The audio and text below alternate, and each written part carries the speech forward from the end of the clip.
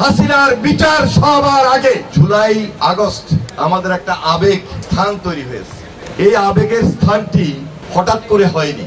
17 বছর টানা অত্যাচার নির্যাতনকে প্রতিরোধ করতে গিয়ে যারা গুম হয়েছেন, খুন হয়েছেন, সর্বশেষ জুলাই আন্দোলনের শহীদ হয়েছে এবং যার ফ্যাসিবাদী শাসন এবং শোষণের কারণে এই পরিস্থিতি সৃষ্টি হয়েছিল, তার বিরুদ্ধে লড়াই সংগ্রাম এখনো থেমে যায়নি। এই লড়াই সংগ্রাম আমাদেরকে আরো বেশি চালিয়ে যেতে হবে যতক্ষণ পর্যন্ত আমরা সত্যিকার অর্থে একটা গণতন্ত্রের শক্ত ভিত প্রতিষ্ঠিত করতে না পারি। এই জন্য যারা সেদিন আন্দোলন সংগ্রাম করেছিলাম, সকল রাজনৈতিক দল, বাংলাদেশের সকল মানুষ, পুরো জাতি আমাদের দিকে তাকিয়ে আছে যে এই ফ্যাসিস্টের বিচার শেষ পর্যন্ত কতটুকু না আমরা করতে পারি। আমাদের এই আবেগের স্থান থেকে জোরালো উচ্চারণ, হাসিনার বিচার সবার আগে আমরা চাই এবং করতে হবে, এর কোনো বিকল্প নাই। তাই ঐক্যটাকে সবচেয়ে বেশি প্রাধান্য দিতে হবে।